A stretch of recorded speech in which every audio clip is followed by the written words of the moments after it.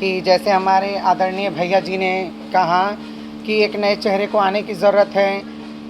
मैं इस आधार पे आज तक धनबाद ज़िले के अंदर या धनबाद संसदीय क्षेत्र जितना भी पड़ता है, वहाँ मैं घरों घरों में जाती हूँ। हमारा तो ये रोज़ का काम है।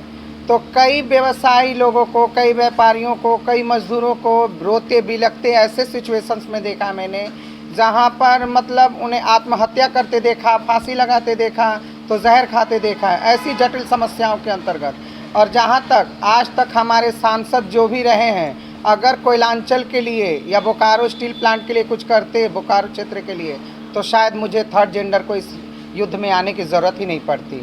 चाहे वो महिला हो, चाहे वो पुरुष हो, दोनों ही जब भी बने अपने आप को फ़ायदा लगाया, अपने आप का वर्चस्व बढ़ाया, समाज को और यहाँ के बेरोज़गार को रोज़गार नहीं दिया।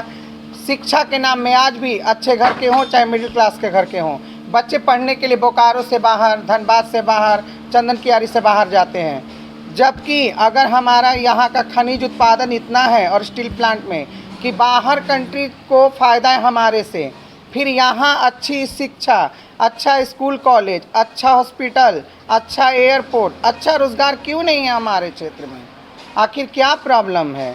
आज कभी भी यहाँ देखिए कि चाहते तो अभी यहाँ पे एयरपोर्ट हो सकती थी, अच्छा हॉस्पिटल एम्स जैसा खुल सकता था, लेकिन हमारे आदरणीय सांसद जी जो रह चुके पहले भी और जो अभी भी वर्तमान में हैं, उन्होंने कभी जोर ही नहीं डाला संसद भवन में कि हमारे घर में क्या है क्या नहीं है। अगर घर का गाजीवन अगर बाहर पंचायती में जहाँ आप बैठी रहती है, तो वहाँ अगर घर की समस्याओं को रखेगा तब तो अगला हमारा भी सुनेगा। आप निर्दलीय प्रत्याशी है, कितना कठिन है धनबाद लोकसभा से?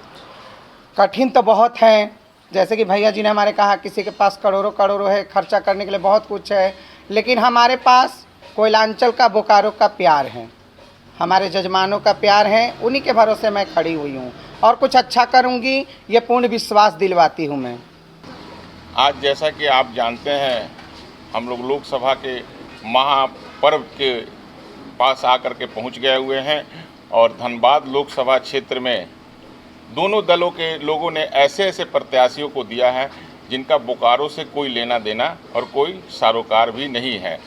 तो आज हम लोग, जैसा कि आप जानते हैं कि कांग्रेस में पूर्व महासचिव में रहा और मैं एनजीओ बोकारो विकास फोरम चलाता हूं, तो बोकारो विकास फोरम के तरफ से धनबाद में निर्दलीय प्रत्याशी के रूप में सुनैना किन्नर जी, जो हमारी छोटी बहन, आज से हमारा रिश्ता हुआ और मैं इन्हें अपना समर्थन देने के लिए आज अपने कार्यालय में बुलाया हूं।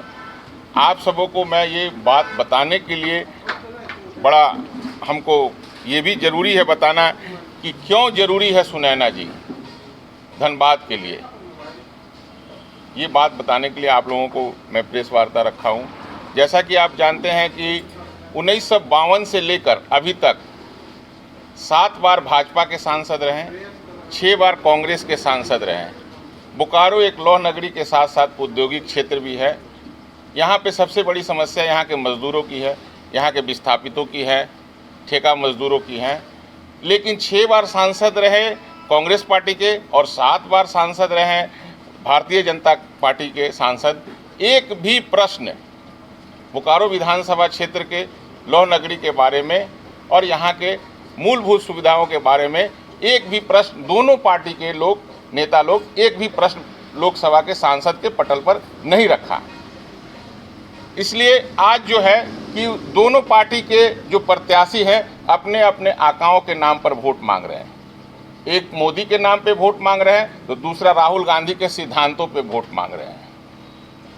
इनको दिखाने के लिए कि हम लोगों ने, अगर हमारे 6 बार सांसद रहे पार्टी से और हमारे 7 बार सांसद रहे, कोई भी ऐसा काम बोकारो विधानसभा क्या, मैं धनबाद लोकसभा क्षेत्र की बात करता हूं कि कोई भी ऐसा एक भी कार्य इन्होंने नहीं किया है जिसको दिखाकर जनता के बीच में जाए और जनता के लिए वोट मांग सके और जनता से वोट मांग सके और जनता से सीधे जन संवाद कर सके। इसलिए हमारा समर्थन सुनैना जी को है और बोकारो की जनता भी अब चाहती है कि एक नई चेहरा को धनबाद लोकसभा में क्षेत्र में सांसद में भेजे, जो रो के अपने अंदर रोती है फिर भी आपके घरों में खुशियां बांटने के लिए मुस्कुराते हुए आती है।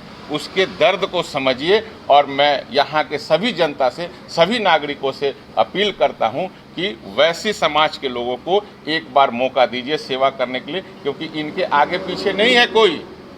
आप देख रहे हैं कि कैसे कैसे प्रत्याशी उतरे हुए हैं। किसी के पास 3000 करोड़ है तो किसी के पास 4000 करोड़ है, किसी को राजनीतिक विरासत मिला हुआ है तो किसी के पास क्या क्या है, मुझे बोलने की आवश्यकता नहीं है। इसलिए वैसे प्रत्याशी को चुनने के लिए मैं यहाँ की जनता से अपील करता हूँ।